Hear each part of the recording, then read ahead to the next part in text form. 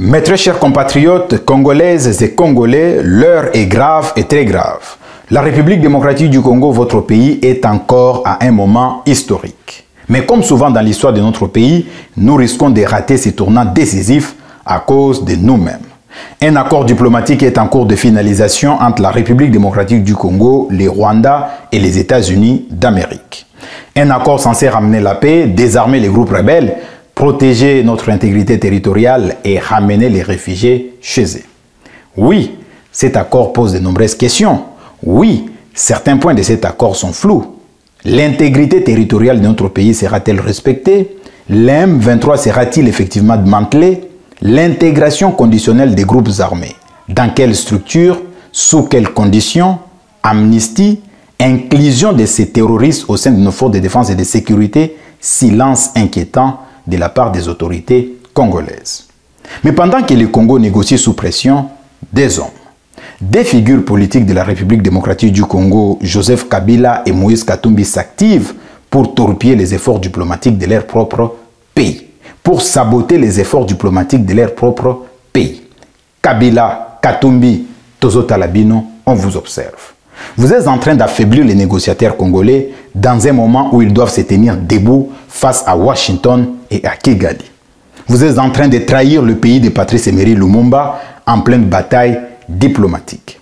Pendant qu'on cherche à arracher des garanties sur notre souveraineté et notre sécurité, vous tirez dans le dos.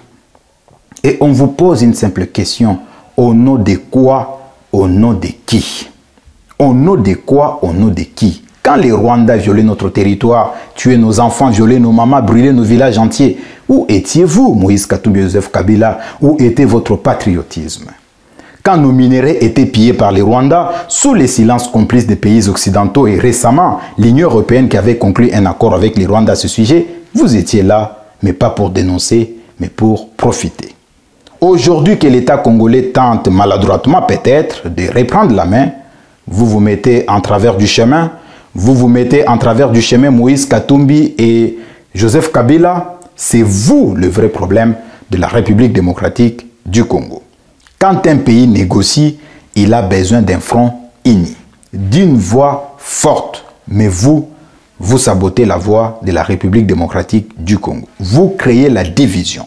Vous donnez aux Américains et aux Rwandais l'image d'un État faible, divisé et manipulable. Résultat, nos négociateurs sont mis sous pression, isolés, dos au mur, prêts à accepter tout et n'importe quoi. Parce qu'en coulisses, vous sabotez leur travail. Parce que pendant qu'ils essaient de défendre la nation congolaise, vous défendez vos ambitions personnelles. Et ça sera votre responsabilité historique. Votre responsabilité historique. Au régime de Félix Tshisekedi, écoutez-moi très bien. Ce n'est pas à Washington qu'on construit la paix. Ce n'est pas à Kigali qu'on récupère notre souveraineté. Aucun accord ne sauvera ces pays si vous ne réglez pas les chaos intérieurs.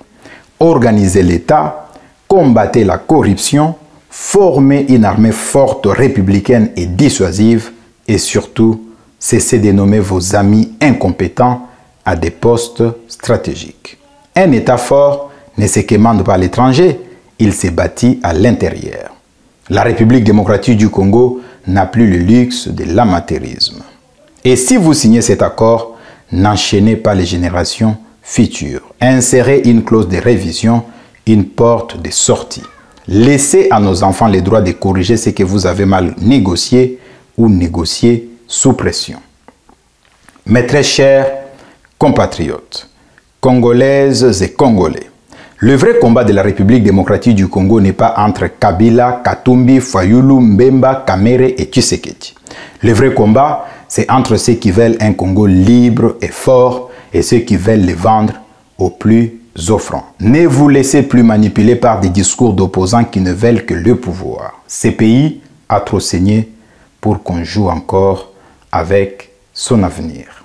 Ce pays qui est le vôtre ne sera sauvé ni par Washington, ni par Bruxelles, ni par Paris.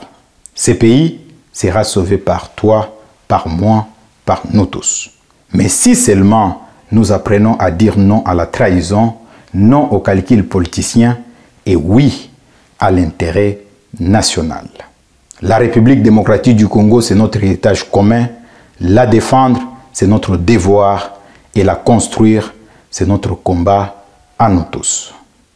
Merci de nous avoir suivis. C'était Platini Chimpumpu, professeur du militantisme patriotique, dans notre chronique d'interpellation.